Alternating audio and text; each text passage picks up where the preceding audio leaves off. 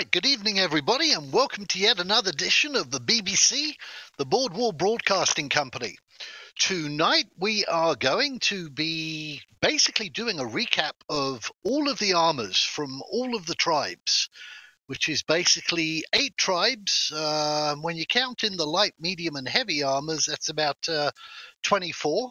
So we'll be going into some detail, but obviously not too much detail on each independent one.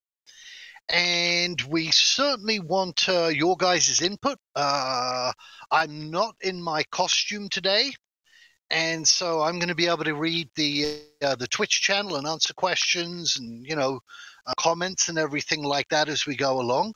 But the first thing that I wanted to go over, and we'll have a short video about that in a moment. I'll let Noslim know when to cue that up.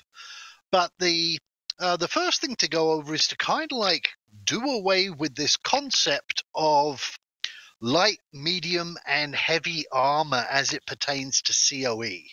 And we'll touch on that briefly in the upcoming video.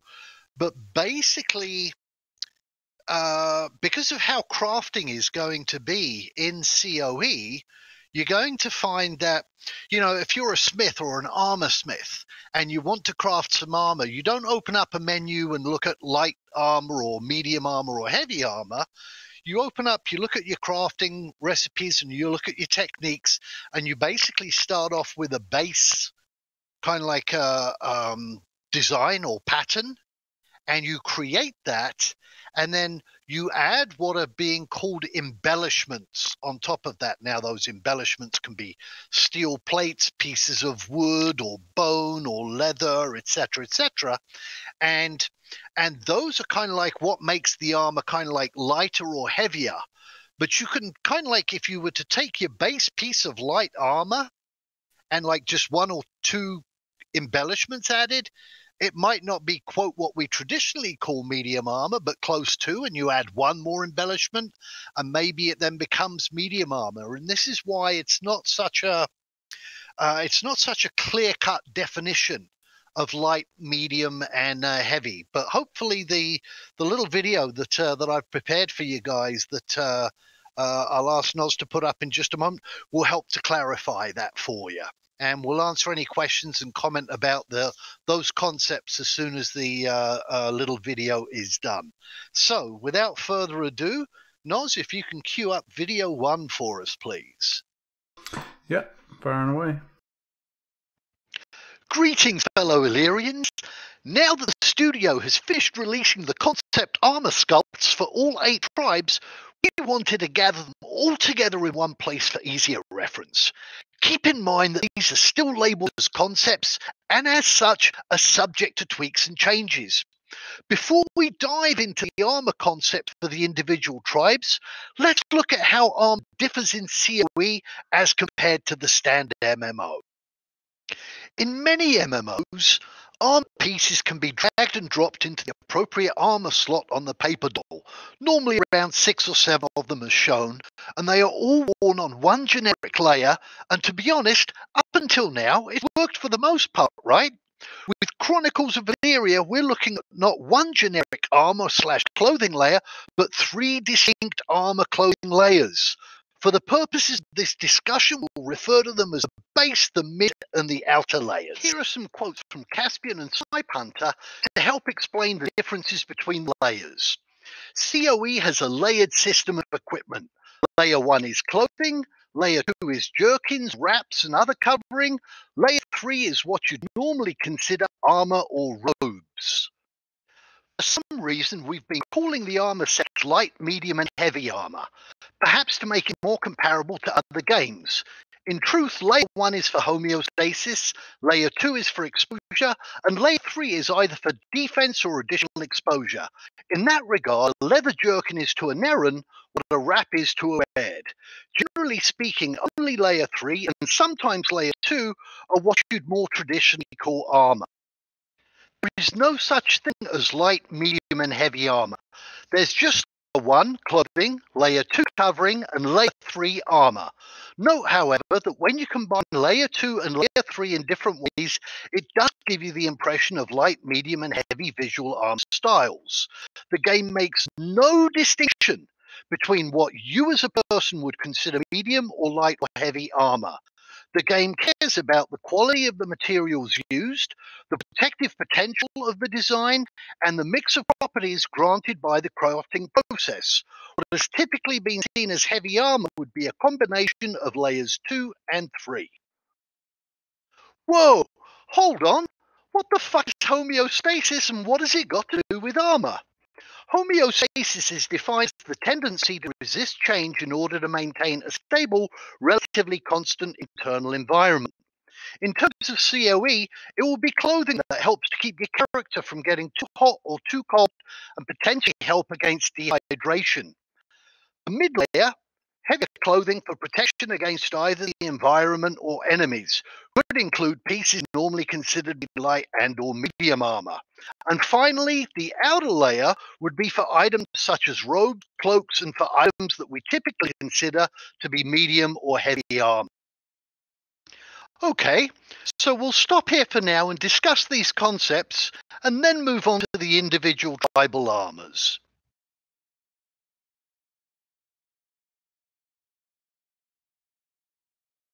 All right, so that video's over. There was a little hiccup with the title of the stream. So if you refresh the page, it should have the correct title now. But D, we're back after that video. Alrighty, great, thank you. So I presume we're live, correct? Just to Correct. confirm. Yep. Alrighty. So, Noz and Elb, what do you think about some of the concepts and some of the differences that COE is introducing with their armor system as compared to certainly most of the other games that I've played over the last 20 years? Well, my main thing is just how restrictive heavy armor is going to actually be. You know, if it's a layer 3 style armor, and then underneath that you got your fur pelt or whatever, and underneath that you have your underwear. Are you really going to want to walk around all the time wearing your heavy armor? I assume that's going to cause a lot of issues to you. So usually, would you keep it off? And how would you know when the right time to don your armor would be? Right before a battle. So that's sort of what I've thought about on it. And Noz, how about you? No, I mean for me, that's been something that the community's talked about for a while. You're not going to. All these games that we typically play, we get our best set of armor and we put it on and we never take it off. But that's completely unrealistic, and that's not what you're going to see in COE. You're going to have your best suits of armor that you put on right before you go out to do sanctioned battles, for your domain. You're not going to be running around in the tavern with full plate armor on just because it's your nicest set. It's just not going to work that way. No, I tend to agree. I mean, a lot of games that I've played in, on my gatherer, he might be a lumberjack or he might be a miner. He might be wearing a full set of full plate because, hey, if you get attacked by a grizzly bear on the way to the mine or something, you can whack him. But it's, they're moving away from that. And I like it. I like the fact that, when I forget whether they've got a fatigue or a stamina system that's in play as well. It's kind of like it's this whole combination of where you're going to have to balance and where you're going to have to make choices as to what you're wearing versus what you're going to be doing. And what you might encounter along the way as well. I mean, you might want to go out, chopping wood down, but you also might find yourself, while you're chopping wood, kind of like set on by kind of like a pack of Canis rabbits or something. So right. It's going to be interesting, So yeah, we can. Does anybody in the chat have anything to add to that? Pac had a question. Yeah, Pox says, okay, so my understanding is that in real life you might have to wear underlayer to wear the second or third layer, or it might actually not be comfortable or whatever. Are you forced to do the same, or could you run around naked with metal armor on your skin? I think you could run around with metal armor on your skin, Pock, but I think that you would probably suffer some penalties for that. For example, if you're in the desert and you're wearing kind of like full plate armor or the equivalent of full plate armor, I think that's going to kind of like, you know, raise your body temperature up quite dramatically. Same as if you wore it without furs underneath. If you were wearing kind of like, you know, heavy metal armor and you were up in the taiga, you know. You get a body odor debuff. You might definitely get that, although it might keep the enemies at bay, except for the Drass, who I think tend to like all kinds of toxic kinds of things, you know. But yeah. Alrighty. Anybody else have any comments kind of like on the concepts? Are they clear in terms of what's happening with how kind of like the crafting of, quote, and I put them in kind of like air quotes, the light armor, medium, and heavy armor is going to be? They're kind of like, and you'll see this as we go through the videos of each of the individual tribal armors. You'll see kind of like how they transition from the light to the medium to the heavy. And think of it in terms of when you see these images, these concept artworks, these are snapshots of what a smith might be making. And so there could be a little bit more or a little bit less. It's not like, oh, you know, create me a Brudvir light armor and it pulls out the exact same kind of like looking piece of armor each time. And you might find that different smiths develop different techniques and different embellishments to put on armor. So what is what one Crotty Armor smith might be making as light armor might look very, very different to what another Crotty Armor smith is making, you know.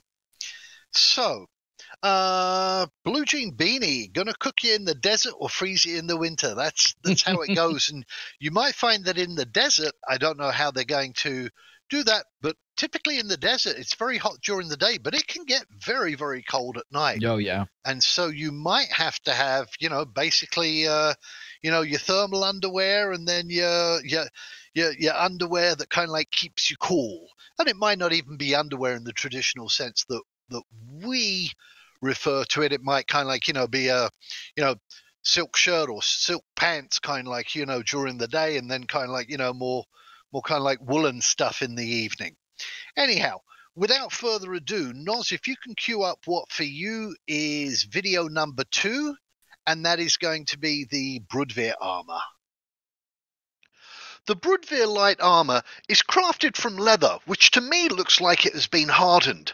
I'm liking the details of the fur trim, though in this picture it looks like some serious manscaping is in order. Okay, my favourite part of this armour concept is the detail of the stitching and the rivets. The two images on the right show a slight difference in detail, notably in the chest design. The medium armour for the Brudvir is basically the light armour with metal, replacing some of the hardened leather panels that had been riveted onto the underlying leather tunic. These metal panels are in key areas such as the top of the helm, the shoulders, and so on. And the heavy armour, in essence, finishes replacing any remaining hardened leather panels with metal ones. Notice that they are still riveted onto the underlying leather tunic, which you can see quite clearly between the panels. Alrighty, so those were the armor concepts for the Brudvir light, medium, and heavy armor, and hopefully you can see the transition pieces when they're kind of like put together. You can see this, you know, that the embellishments that are put onto the Brudvir light armor with the chest and the helm pieces and everything, that's what makes it heavier and therefore puts it into that category that we generically know as medium. And then when it's embellished even more, you know, that's what makes it even the heavier armor.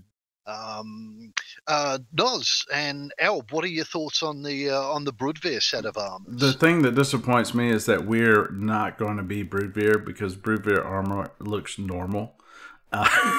and I'm a plain Jane boring kind of person, you know. So I like the Bridvere armor. All the other paper armors and the green leafy shit, like I don't. Just give me a normal set of armor, right? And the Bridvere have it, so I like it. Alrighty, maybe you'll be playing a Bridvere in the Naren grasslands. You might still be able to get away with that. Could be. Know? I just thought your comment about the armor needing escaped were pretty spot on. I do think it's interesting being needing to be manscaped, full fur all over it. Yes. looks like a hairy cod piece on some of it there. Yeah. Yeah. Also, I mean, one thing I noticed is that the armor doesn't seem to cover everything. So I'm not sure if they're planning on having additional parts to the armor or what. Well, I think what they're showing here with the armor concepts, and you'll be able to see these also in the upcoming videos and what we just saw in the Bridvere ones. Basically, what they're showing is kind of like the armor layer, right? And in the little images that are up in the top left, you see kind of like the underlayers of that. So you might have a thick leather jerkin underneath in between the gaps. You're not True. Okay. Good point. Yeah. You're not going to be out in the taiga with kind of like bare elbows and kneecaps and everything like that, you know? So, and this is how when you layer, depending upon, you know, you're probably going to have different qualities of what you can wear underneath, right? In terms of its thickness and its armor protection. So you could have a leather jerkin with a chainmail shirt over the top. And that's going to give you probably different protection than, let's say, just a fleece woolen shirt and then the chainmail over the top. So it's I'm actually very intrigued and very excited about it's going to be difficult to figure out the meta of what's the best armor condition for this place or that place, and with that in mind, I mean, of course, we refer to these as tribal armors, but as I was making these videos, it dawned on me that they might not so much be tribal as much as they are biome armors, right? Because you're not going to be wearing all of that Bridvere kind of like fur stuff and everything like that in the desert, for example, in the Sahara desert.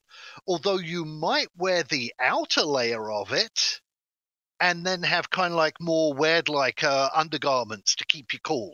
So these kind of combinations and complications, for want of a better word, I think are going to be very, very interesting to kind of like see how they play out and translate into the actual game. Yeah, I see them as traditional sets for these tribes, but I agree. I think they're going to be more biome specific, and I don't see any reason why one tribe can't wear the armor for another tribe. Now, it may be less advantageous for you, like you said, to do so. Wearing fur armor in the desert wouldn't be a great idea, but I don't see where there's going to be anything preventing us from mixing and matching. I think these are a traditional baseline for the tribes to give you some understanding of their style and where they, you know, their own flavor for things, so to speak. Definitely. One thing that I appreciate is sort of how, you know, it's an element throughout COE, but the element of risk in terms of what items you decide to take with you on a journey. You know, you're sort of headed out the door. You look at your cloak and decide, you know, sort of snap decision. Do I need that or maybe I don't. Potentially you could face a situation where if you had grabbed that cloak, you would have survived the situation. And that to me is just so fascinating. All righty. So let's move on to video number 3, please, Noz, which is the Drass set of armor. So the first thing that grabbed my attention in the Drass light armor was the hockey goalie leather helm that looks to me like it came straight out of a slasher horror movie. It's brilliant. Once again, the detail in the stitching is what stands out for me in this armor concept, and the dark color of the leather conveys that brooding, goth, emo persona that many of us now associate with the Drass. Draft's medium armor differs from the light armor in that jet has been embellished on top of areas of the leather in the light armor. Keep in mind that COE jet is unlike jet on Earth, and instead of being brittle, allows for some compression. And the heavy armor concept completes the embellishment of all the panels to jet. For me, what stands out also is the scaly reptilian look of this armor concept, no doubt inspired by some of the creatures that inhabit the swamp where the Drass call home. Are we live? We are. Alrighty. Sorry, guys, we have a 20-second delay on Twitch, and I'm just having to coordinate so I'm not talking over the end of the video, kind of thing. So, Elb, what was your take on the Drass armor? How did you like that? Well, one thing that strikes me immediately is just the holes in the the faceplate. It just gives it this sort of insect alien-ish view, and I almost wonder if that's a psychological thing, like trying to appear otherworldly to the person that you're about to fight, sort of weird them out before they even have a chance to respond. My secret theory is that their religion is actually they're Pastafarians, and that what they're wearing on their face is actually a spaghetti colander, a spaghetti strainer. But, I find it difficult to focus on the rest of their armor set, because I think with every type of armor set they introduce, the common theme is how stupid looking can they make their heads. I mean, I don't plan on playing a Dross, but I hope that's not forced on everyone to wear retarded battle headdresses. But that's what I think of. Yeah, I actually, I like it. I like kind of like as I mentioned in the video, I like kind of like it's kind of light, even though it's kind of like you put the jet on it and everything like that. But this is how I envision the Drass in the swamp biome. Even their heavy armor has to be relatively light if they're moving through swamps and through kind of like the undergrowth that grows around swamps. They have to be fairly flexible and maneuverable, and I think this armor certainly answers that call, kind of thing. It's definitely interesting. It like I said, it draws your attention to their face, and maybe that's something they use in battle, to take your attention away from their hands and their legs and their feet. I don't know, but those helmets are something else, that's for sure. Look at my eye holes. Definitely. So, if you can queue up now video number 4, which is the Crotty Armor sets. The light armor for the Crotty looks bulkier than many of the medium armor concepts for other tribes. No doubt this is due to the fact that the Crotty aren't very agile and need to stand their ground in combat. As we've seen with other armor concepts, the medium armor transitions from light armor by the addition of large metal studs to the individual leather plates, and in some cases, notably the helm, shoulders, and van braces, replacing a leather panel with a metal one. And though it might not appear that way in this concept art, Snipe Hunter has confirmed that the steel plates we see in the heavy armor concept are also attached to a leather brigandine layer underneath. We should also note that steel is not the only metal used by Crotty blacksmiths, and some of their alloys allow for differing styles that can have stronger or lighter versions of each style. Alrighty, I actually love LB Hastadi's comment of they also drain out the swamp water. I can see a troop of Drass making their way through the swamp in their armor and stumbling on some tangled roots in the dark, murky water beneath, and having to when they get back to their feet, that basically all the water comes pouring out of their drain holes, kind of thing. It's a great great visual. I'm LB Hastadi, by the way. Oh, okay. Cool. So, Crotty Armor. What were your guys' take on the Crotty Armor? Noz, you go first this time. To be honest, I haven't had a chance to view that video, and I just missed it just then. So I'm shooting in the dark here. I have 2 kids with the flu this week, so I'm severely behind on our material. But Crotty Armor, I got nothing. I didn't even see the video. I don't know. Elb, over to you. So I'm actually a huge fan of dwarves. Just throughout whether it's Tolkien or D&D or Warhammer. Maybe being a fairly short, stout person, I just have an affinity for them. So I actually really like this armor just because it's short and stout, which is something that I feel is appropriate. Very cool. Very cool. Snipe Hunter is saying that every Crotty is their own shield wall. I think what I like about this armor, and actually it's difficult to kind of like make it a bit to recall it, but in particular in this video, you can see that whether the Crotty is wearing the what we term the light armor set or the heavy armor set, you can actually see in that top left image, if you go back to the forums and look at them, you can actually see that the layers in layer 1 and layer 2 are actually the same between the light armor concept and the heavy armor concept. And so what is happening here is that what is the difference is what's being worn on layer 3.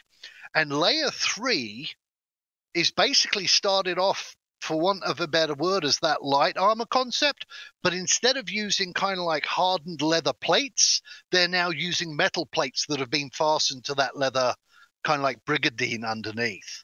And again, this is that whole evolving process of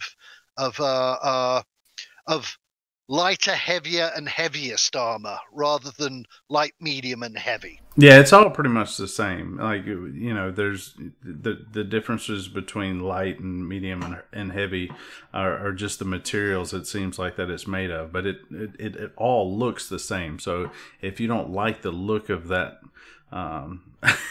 It looks kind of like a Persian set of armor to me. If you don't like that look, it looks like you're kind of screwed because it looks the same, just different materials, different colors. But I don't think you are screwed. I don't think you are screwed at all, because remember that all we're looking at is one concept, one pattern. I think that armor smiths are going to have many patterns available to them. So that if you're in a tribe and you don't like one particular look of armor, I don't think that, for instance, it's unfeasible for Crotty, for example, for their armor smiths to be able to make chain, some amazing kind of like chain sets of armor, etc. And they would be layered in a similar manner. So it's not like I think you're going to see everybody. Like, for example, down in the tropical rainforest, which is going to be our next video that's coming up, you're not going to be seeing everybody running around with tiger masks on their heads because that's the only thing available, Yeah, we have to hope that the player base comes in and creates some diversity there, some variety there. Because it's what these are. They're just baselines, right, from the devs. So, but the baseline for the Harathi for me is pretty much across the board. It's very similar, regardless of the medium, light, heavy, whichever set it is. It all has a similar look to it. So, compared to some of the others, which are very different in some cases. And Snipe Hunter did just confirm that there are other visual styles for each tribe also, and that these are just the basic platforms. Yep. Alrighty, so Noz, I think it's video 5. It is. Next that we're on, which is the Genoan Genoan set of armor. And ready to go. The Genoan light armor makes use of a variety of materials local to its biome in the tropical rainforest, namely bone, fur, and leather, and is the most tribal looking of the light armors in my opinion. With the medium armor, we can particularly see how medium armor evolves from the light armor by adding more components. In this case, the tiger skin that serves to protect not only the head, but the shoulders as well.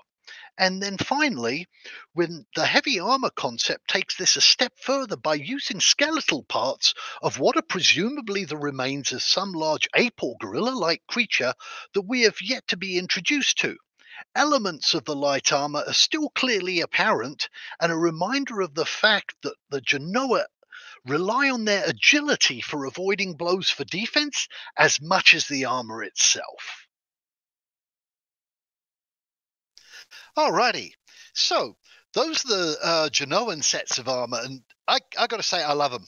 I love the visuals. I love kind of like how each tribe has its own style and its own characteristics, and it's very, very distinctive. Mm-hmm. And again, you're not going to see, as I mentioned just before the video, you're not going to see everybody running around with tiger, heads or gorilla skulls on their heads. But just the difference between this and, for example, the Crotty Armor or the Genoa Armor, the Taurus Armor that we had just seen, it introduces so much variety. And then bear in mind that, and Snipe, you might be able to answer this for us. What you're seeing here is, again, you're seeing the base layers and then different embellishments are put on. But I don't believe that you're going to be limited to just embellishments from your own biome. For example, you might find that you might be able to attach metal embellishments to some of the leather armor from the Genoa. Or, for example, a Crotty armor smith might be able to attach jet or bone to some of their workings. And so you have an amazing array of not just in terms of defenses and practicalities and everything, but also in terms of looks and everything. The customization on this it's unprecedented. Yeah. I don't know of a single game out there where you're going to be able to do this kind of stuff. Yeah, Snipe said exactly, D, and he also said that some things can't in general be broken down like food, but generally speaking, you can disassemble crafted items like armor and weapons. Reverse engineering them is a bit of a different thing that it requires research. So we're going to have the freedom to mix and experiment with these different tribal baseline sets that they're going to introduce to us. But this is exactly what I was talking about with the Crotty Armor, how it all, visually looks the same. And then you take a look at the very next thing in Genoa, and each set from light to medium to armors looks completely different. But it's the different materials that they're using that you can tell is what gives it such a visual distinction here. But it, from pure aesthetics alone, it gives you, so many more options here with the Genoa than Crotty. So, like I was saying, it's going to be interesting to see what the player base gives us as far as different flavors for Crotty. But Genoa is very interesting for sure. Excellent. Elb, do you have anything more to comment before we move on? Well, just what Snipe said about the Genoa. I'm reading a comment. It's the reason that I love the Genoa, because they basically kill things and they take parts of it and they put it into their armor and then they go out and kill more things. So, what's not to love? Absolutely. I think if you run across a group of 20 wearing those skull things on their heads in the tropical rainforest, you're going to need to be wearing your diapers, I think, when if you come across them unexpectedly. Alrighty. So, Noz, let's go ahead and queue up video number 6, please, which are going to be the Kipik. Now, who would have guessed that the Kipik would use hardened ironwood tree leaves as the basis for their light armor? Though it has gotten mixed reviews, personally this one is a favourite of mine. For the medium armor concept, the leaves have been replaced by ironwood tree bark, and the skill by which that bark is softened temporarily to mould it into place before it hardens again is a closely guarded secret of the Kipik. And finally, the Kipik heavy armor seems to be made of larger, thicker pieces of that same ironwood bark and able to withstand heavier blows. I think it more likely for a Kipik to be knocked off their feet than have something actually penetrate this high level of armor. Alrighty. So apparently we are live. Alrighty. So, the major comment I have on the Kipik Armor, and it's just kind of like a throwback to another game I used to play, which was Skyrim, is that the Kipik heavy armor, the horns, the down kind of like pointed horns on the helm on the Kipik heavy armor reminds me so much of the Skyrim armor. Elb, what are your thoughts on the Kipik armor? I don't know. I mean, it's just another thing that makes me like the Kipik. Just the idea of ironwood armor is pretty awesome, and the light armor version where it's sort of this grassy look to it. It's interesting. I don't know. It's almost Peter Panish, but in like a badass way, not in a silly, goofy sort of way. Yeah, and it's kind of like it's one of the few sets of armor that I think also basically acts as camouflage as well. Right. Which again, with the Kipik not being kind of like, huge and bulky, of evasion and kind of like avoiding conflict might be as important to them as actually or setting up, surprise ambushes and things like that. This armor definitely lends itself to that. And then there's also the fact that this is going to be an armor that will probably be difficult for other kind of like tribes, other kingdoms to replicate, because you only find ironwood up in the obviously up in the Kipik biome. So are people going to be rolling alts and exporting ironwood bark that they gather? And you're still then going to have somebody that learns the techniques and the patterns and everything to be able to integrate this. Snipe, since you're listening, will people be able to, for example, take ironwood that's imported from the Kipik biomes to their own biome and use it as embellishments on some of their leather armor or on their chain armor, for example? Who are you going to put it on? Your kids? Like I don't think that Kipik armor is larger. Yeah, but I don't think Kipik. I mean, you could take the design and scale it up, but if you take a piece of armor that's designed for a Kipik, I don't think that, which is probably going to be what's in mass production the most, if anything.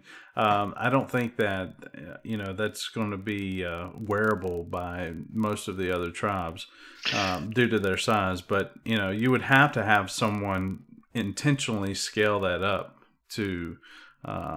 Because they're, you wouldn't be able to, you wouldn't even be able to get one arm in that chest piece, Yeah, my reference though was more to embellishments. Like, for example, if some of the pieces of armor, like let's say, have an iron bar as a reinforcement, would you be able to use that pattern and fashion that bar, the armor bar, out of wood? Because some, like we saw in the Genoa, they use bone. So are those interchangeable? My understanding is that they might be, Well, I mean, Snipe just said, you like my anklet? Yeah, it's made of Kipik tassets. Maybe we can repurpose some of it for our own, little style. But yeah, the Kipik definitely have the cool look going on. For the little people, with the horns and the intimidating armor and the grassy feathers flying off the top of their head. It's they've got some cool ass looking armor. It looks the part for sure. Yeah, and Snipe Hunter has again confirmed that we'll definitely be able to, as long as you have the knowledge and the patterns. So you're going to need the patterns, and you're going to need to have the techniques and the knowledge. But these are basically components that are going to be interchangeable as long as they're compatible. I'm not sure quite how they're going to fix that, but it's kind of like going back to the blacksmithing journal, where you're going to have like a hilt, and a hilt will have kind of like a certain socket on it.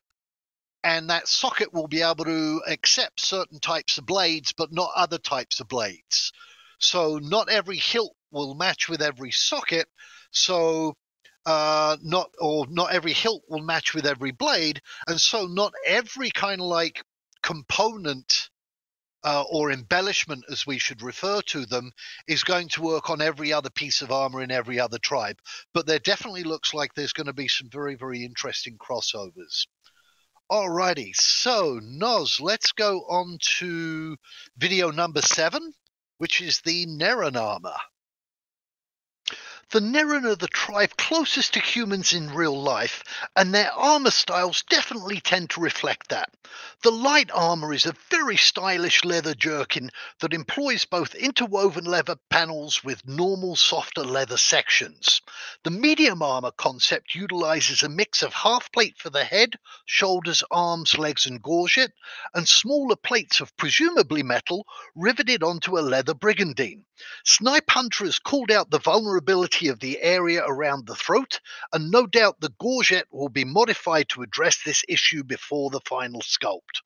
Though somewhat similar looking, Naren heavy armor differs from the medium armor in that the half-plate pieces definitely look thicker and stronger, most notably the helm, and the plates seem thicker and heavier on the torso piece, and if I'm not mistaken, they appear to be riveted to an underlying layer of chainmail. Alrighty, and so that was the Naren armor concept, and probably Noz, will start with you since you seem to have a predisposition towards the more traditional types of armor. What are your thoughts and comments on that? And Snipe, if you can also can you confirm if that's chainmail on that Naren heavy armor that sits underneath those heavy plates? Noz, over to you on the Naren armor. Yeah, that's. I mean, if you think of a traditional armor set, that's exactly what you think of right there. What we just seen, that's and I'm, boring and plain, and the other stuff is really cool. But when I envision myself in a game playing in a suit of armor, the Naren heavy armor, that's it. You think of jousting and mounted combat. That's what you think of. So, I mean, yep. Elb, your input on the Naren armor? Yeah, no, I mean the heavy armor for the Naren I think is by far the coolest. Just in the red paint job on it, it's just I don't know, it's very striking looking, and definitely looks like heavy armor. Exactly what you think of when you think of heavy armor. Yeah, I don't know. I'm excited to see just how all these different styles can be blended together and what new combinations come out with. I'm really excited. Yep, and for those that might not be reading chat, Snipe Hunter has confirmed that compatibility is based on tags. So a component has a collection of identifiers attached to it that the rest of the game uses to see if they're compatible. So, for example, you may have a length of bone and it might have tags that identify it as a compatible material for a weapon handle, jewelry, engraving, and clothing. And the game then understands that depending upon what sort of assembly step you're taking, it knows whether to use that object you're trying to or not. Or it'll let you know if you can. Thank you for that input there, Snipe. So we're on to our second last video here. And that is going to be video number 8 for you, Noz, and that's going to be the Taurus Armor sets. I find Taurus Armor to be one of the most intriguing since it's made primarily out of paper.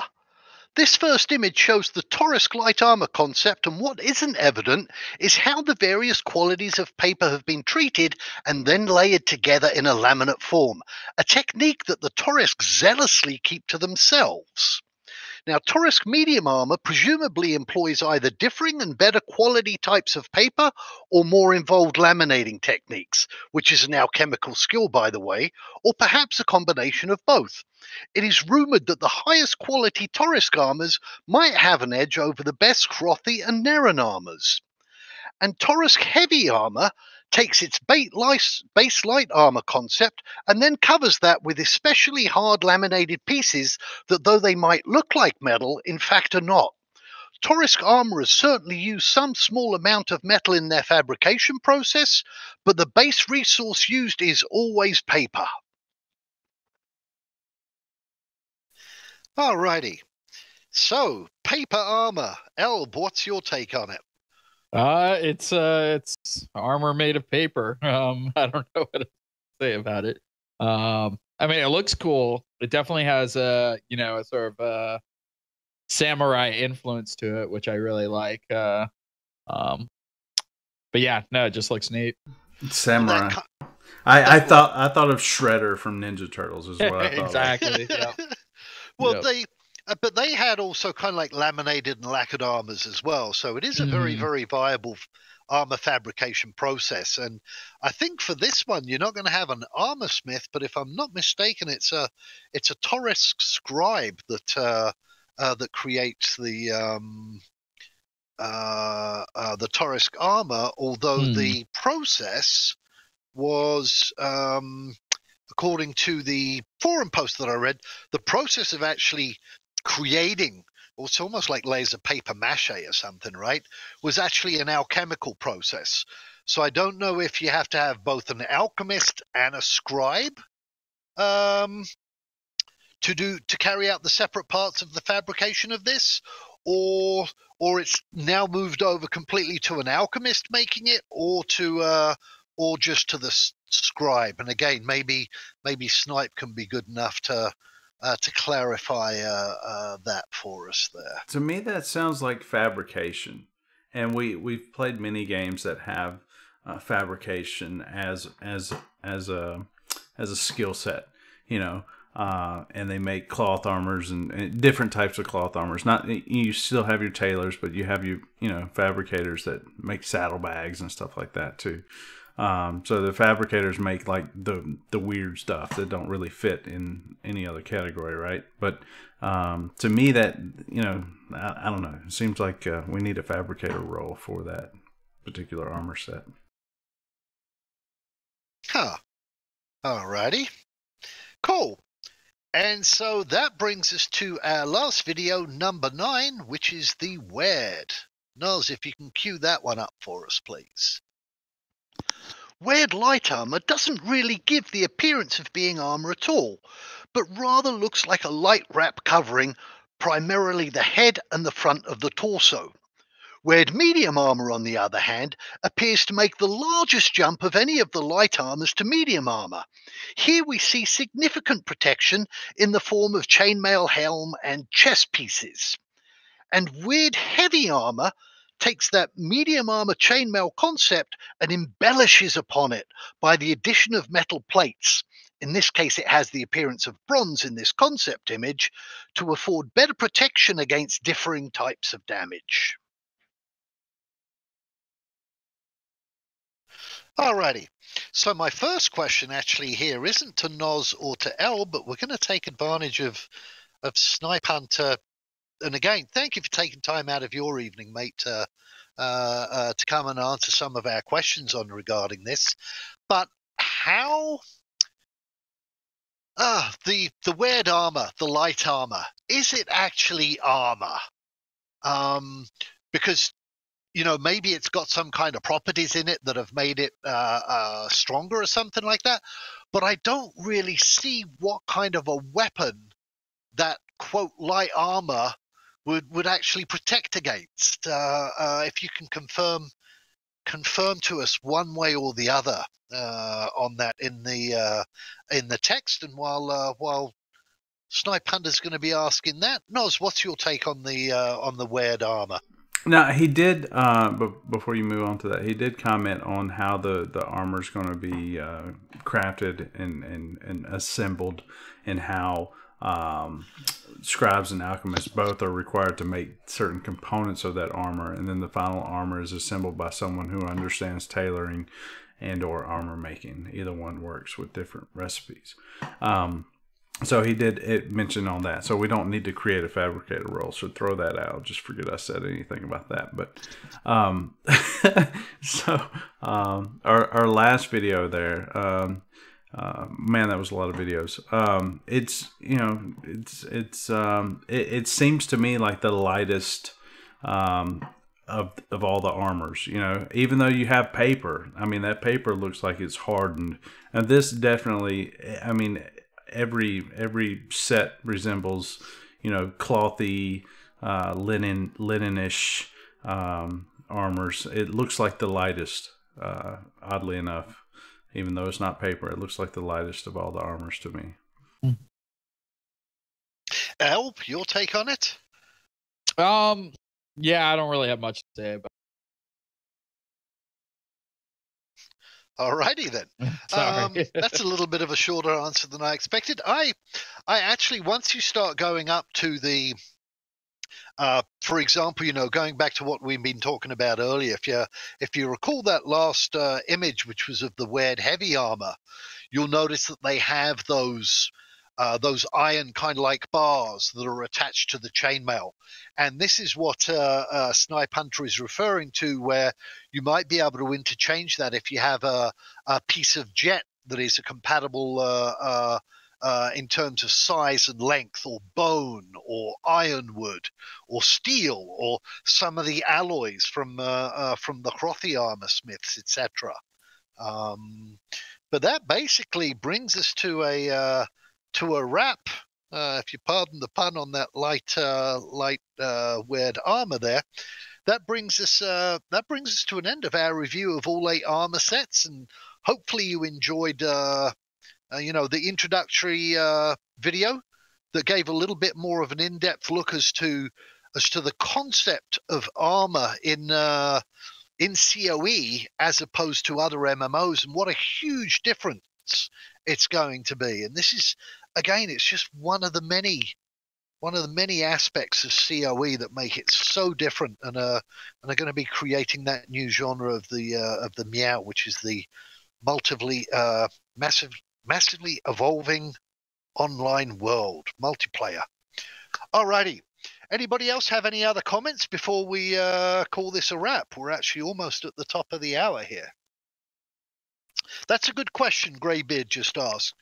So Snipe Hunter, would it be possible for somebody to craft a set, because there's a variance in size within each tribe, right, of their heights and physique, and whether they're skinny or whether they're kind of like, portly?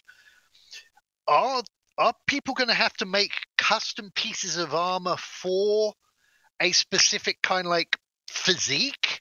And would you be able to, for example, as Noslim had said earlier, you won't find a Broodveer wearing Kipik Armor. Would it be possible to make a piece of Kipik Armor or a set of Kipik Armor that a Broodveer could make if you have them? We'll wait, because I know we've got that 20-second delay before Snipe Hunter actually hears the question before he can reply. Yeah, there are different size classes for clothes. So sorry, you could buddy. technically make Broodveer size Kipik Armor. If I catch you crouching up in a tree as a Broodveer in Kipik Armor, I'm gonna piss myself laughing, buddy. Alrighty. Everybody, thank you for joining us. I hope you enjoyed the show and that it was informative for you. Thank you to all of our guests that came and watched. And definitely, as I say to Snipe Hunter, we haven't had a dev on for, it seems like, months now. But thank you for taking the time out to come and help answer these questions. Thank you, everybody. And I will let you know that the next show that we have, the BBC, in 2 weeks' time, is going to be a very, very special edition. It is going to be our 2-year anniversary of the Kingdom of Boardwall show. We're actually working at the moment to have online a 50 question quiz that will be open to the entire community of COE, and the winner of that prize will be announced online live during the stream. And the grand prize is a settler package valued at $185. So that's going to be quite the thing. I'll probably make an announcement on this one about a week ahead of time. But thank you, everybody, and take care, guys. We'll see you at the next show. Thanks. Have a good night. Bye, guys.